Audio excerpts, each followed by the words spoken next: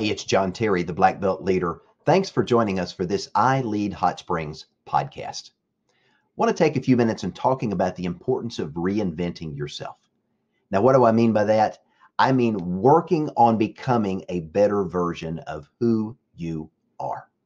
So let's get started. You know, Albert Einstein is credited as saying insanity is doing something over and over again and expecting a different result. But how many of us live life that way? We live life by default because we're creatures of habit. We do the same essential routine every single day, and we wonder why nothing changes. You know, growing up, my mom told me nothing changes until something changes. Now, that's a very simple but a very deep statement. And it's important that if we want to become a better version of who we have to reinvent ourselves. But who are we? You know, chances are we're one of many different types of people that live life right here in Hot Springs. Some of those are what we call the know-it-alls. Those are the people that have an answer to every single question that's ever been asked, including the questions you didn't know that you were supposed to ask. Others are those introverted, passive people that don't want to be involved, always want to stay behind the scenes, and are really very quiet and shy. Others, on the other hand, are dictators. Those are the people that want to be out front. If there's something to lead, they're going to lead it. And if there's nothing to lead, they're going to go find something to lead. And then, of course, there's the yes people. Those are those amazing people that anytime you need help with a project, no matter what it might be, that's the person you know you can count on because they're never going to say no. They're always going to say yes. And they're going to be there unless they made a commitment after they made one to you to somebody else. Yes, people have a hard time saying no, and sometimes they overcommit, but we love them and they are amazing people. On the other hand, we've got another group of people that are the negative no people, that no matter what you bring to the table or what you may ask, they always have a no. They're always looking for a reason not to do something. And we've all run across somebody like that. I know that we have. And then lastly, we've got those people that are the gripers. They always have something to complain about. They always see the glass as half empty. No matter how bright the sun is shining outside, they're the ones that find the smallest little cloud and believe that the sky is falling. But guess what? No matter which one of these individuals we may live life as, essentially, we're all the same. We've got good habits, we've got bad habits, but we all have habits because we are all creatures of habit. We do the same thing by default because that's how the vast majority of Americans and the vast majority of people around the world live life. But for many of us, each year we look forward to having a better outcome than the year before. And as we roll into a new year, we don't want to be content with what happened the year before. But remember what I said, and remember something my mom told me years ago: nothing changes until something changes. So here's the reality for those of us in Hot Springs, Arkansas, right now. If you always do what you've always done, then guess what? You're going to get what you've always got. So, how do we change that? How do we bring about a reinventing of ourselves so that we can become a better version of who we are? You know, one of my mentors is John Maxwell. He's the foremost authority on leadership in the world. In fact, John has written more on the subject of leadership than authors 2, 3, and 4 combined. One of the things John has told me is this. He says, John, successful people do daily what unsuccessful people choose not to do. So think about that. If we want to be successful, we've got to choose to do daily those things that the vast majority of people in the world choose not to do. And what do the vast majority of people in the world choose not to do? They choose not to change. They choose to live life status quo. You know, one of the things I've heard John Maxwell say over and over is this. He says, the secret to your success is found in your daily routine. So if you want to see more success, then you've got to change something in your daily routine to make that happen. So let me give you a thought and an idea of something that you can begin to do now to begin to transform yourself to become a better version of who you are. There was a study done in 2017 by Inc. magazine looking at the top CEOs, the top corporate executives, the top sales professionals in a variety of different sales scenarios, and the top entrepreneurs across a variety of different platforms, looking for commonality and what made these individuals so successful. And one of the things they found that was a unique character trait among each of these individuals as part of their daily routine. Again, successful people doing daily what unsuccessful people choose not to do is these individuals were prolific readers. They read 4 to 5 books a month. Now, think about that. That's 48 to 60 books a year. Now, the average American, on the other hand, reads 2 to 3 books a year, and the vast majority of those books aren't read cover to cover. Now, how are these CEOs and executives and top sales professionals and entrepreneurs able to do that? They spend the first hour of their day committed to preparing themselves to meet the day. They spend the first 30 to 45 minutes of their day reading. And if you take a typical book that's out on Amazon, Barnes & Noble, anywhere you go buy books today, and you divide up the number of words and number of pages, if you read 30 to 45 minutes a day and consistently do that every day, you can consistently read 4 to 5 books a month. Now, at the end of that 45-minute period or 30-minute, whatever it may be that they've set aside for reading, they take another 10 to 15 minutes and they think through.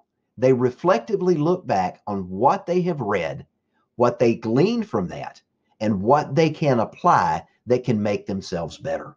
And then the last thing they do before they go out to start their day is they identify the big rocks, the most important things that need to get done, and they write those down so that at the end of the day, if nothing else happens, those big rocks, those important things that needed to get done, get done.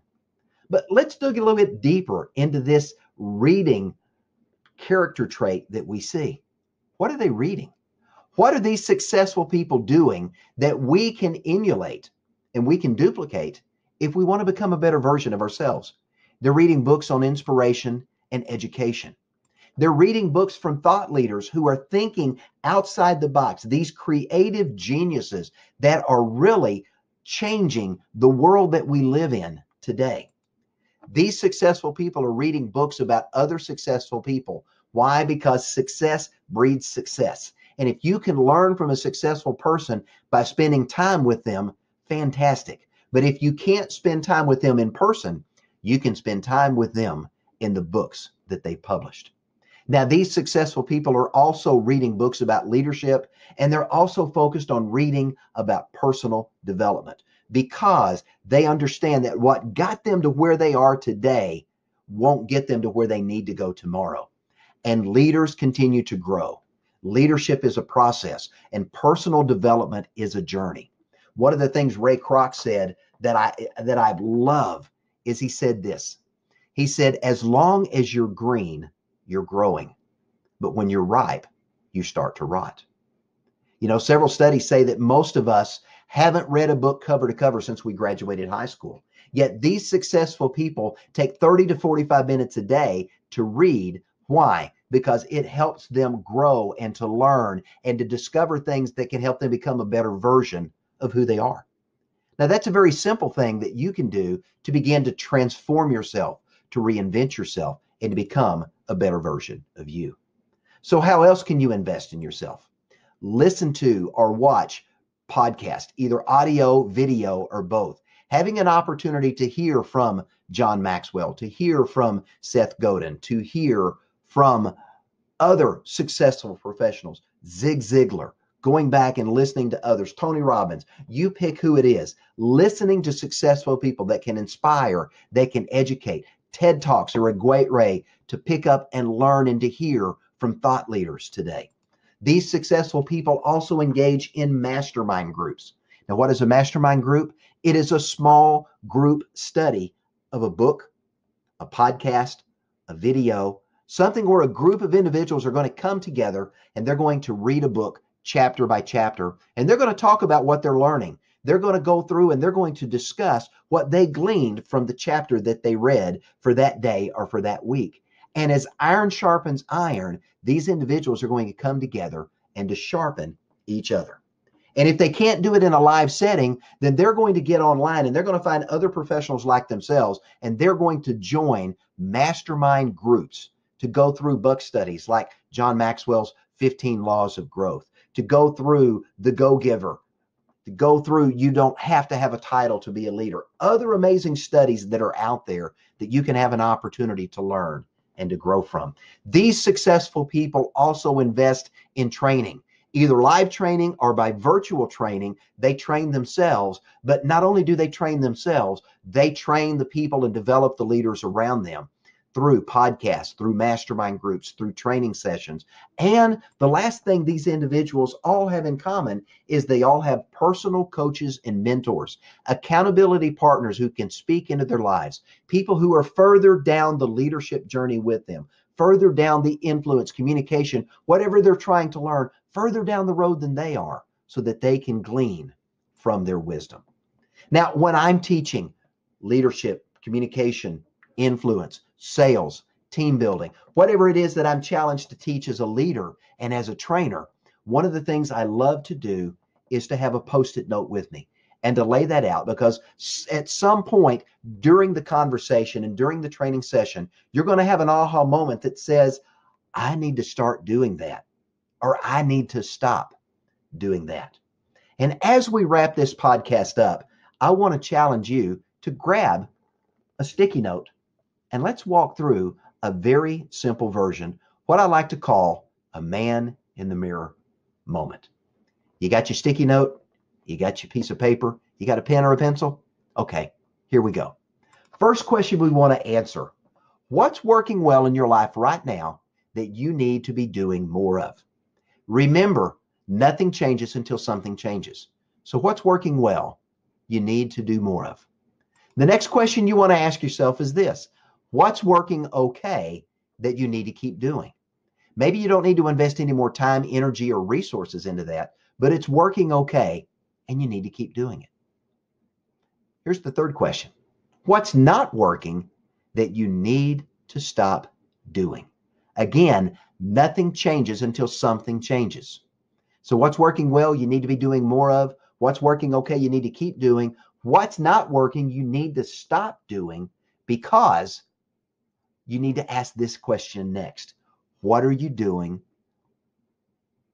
What are you not doing that you should be doing?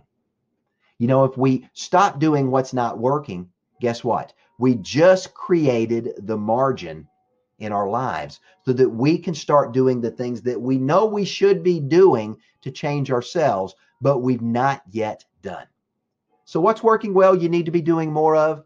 What's working okay that you need to keep doing? What do you need to stop doing that you can start doing the things that you're not doing that you know you should be doing?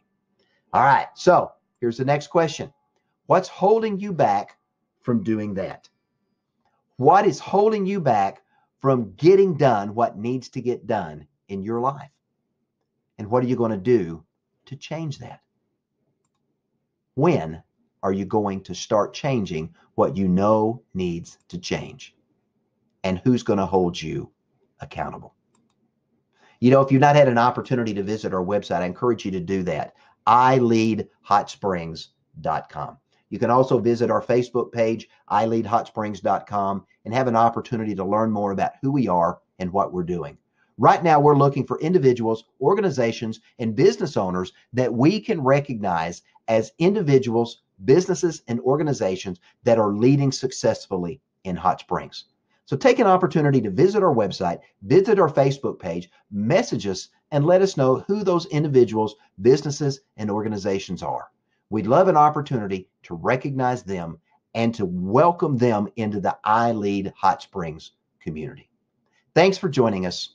Have a great day.